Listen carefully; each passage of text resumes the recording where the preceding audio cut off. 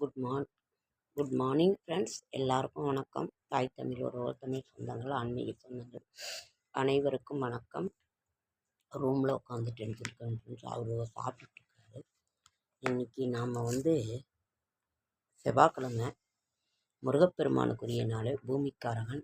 இப்போ அதுவும் குருவின் பார்வையில் இருக்கிறாரு. நீங்கள் வீடு நிலவலெல்லாம் வாங்கணுன்னாக்கா தாராளமாக வாங்கலாம். ஒரு தொழில் செய்ய ஆரம்பிக்கிறதா இருந்தாலும் இந்த 22ஆம் மார்ச் 10ஆம் வரைக்கும் நீங்கள் இது பண்ணுங்கள். ஏன்னா குருவின் பார்வையில் சூரியன், புதன், சுக்கிரன், செவ்வாய் இது அந்த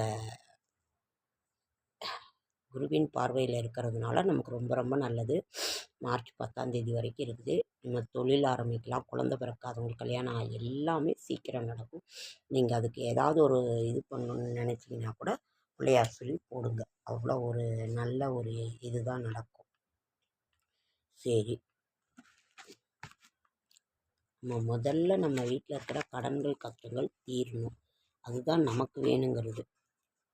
கை நிறை செல்வம் யாவும் கடைக்கண்ணால் அருள்வாய் போற்றி, காக்கை அரசனாக்கும் கைமலர் உடையாய் போற்றி, செய்த தீவனியை எல்லாம் தீர்க்கின்ற நெருப்பை போற்றி, சிறுமியை பெருமையாக்கும் திருப்பதம் போற்றி போற்றி.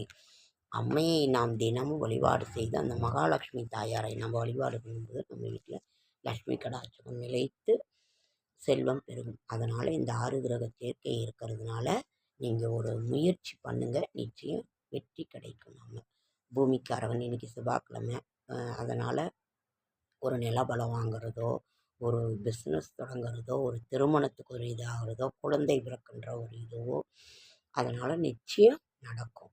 அதனால் நீங்கள் இதை செய்யுங்க. நோய் எதிர்ப்பு சக்தியை அதிகரிப்பதற்கு தினமும் வைட்டமின் சி சத்து நிறைந்த உணவுகளை அதிகளவு உட்கொள்ள வேண்டும். வெற்றியும் தோல்வியும் இருபக்கம் உண்டு. ஒரு நாணயத்திற்கு இருபக்கம் உண்டு. வெற்றி தோல்வி சகஜம் வாழ்க்கையில். அதை நாம் கரெக்டாக எடுத்துக்கணும், சரியாக.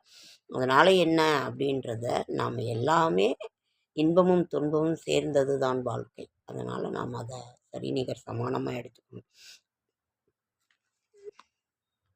இரத்த சோகை உள்ளவர்களுக்கு சாமை சிறந்த மருந்து. அதே மாதிரி இரத்த சோகை இருக்கவங்க முறுக்கு அதிகம் ஏதாவது அரிசி அது சாப்பிடணும், முறுக்கு சாப்பிடுங்க, ஒன்றும் இது இல்லை.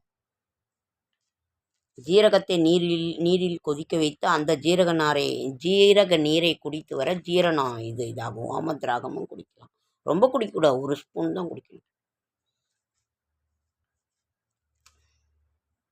வேப்பம் விதை தலையில் ஏற்படும் ரோகம் அனைத்தையும் தீர்க்கும்.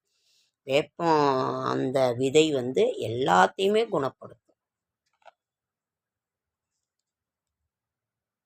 அளக்கின்ற நாளி அகவிலை அறியுமா? அளக்கிற நாளே அகவிலை அறியுமா? குட்டி குறைத்து நாய் தலைமேல் வைப்பது போல.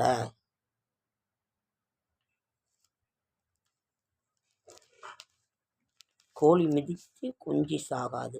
புளிய இலைகளை தண்ணீரில் போட்டு கொதிக்க வைத்து அதை வெதுவெதுப்பாக ஆற வைத்து குளிச்சிட்டு வர்றதுக்கு உடம்பு வலி போகும்.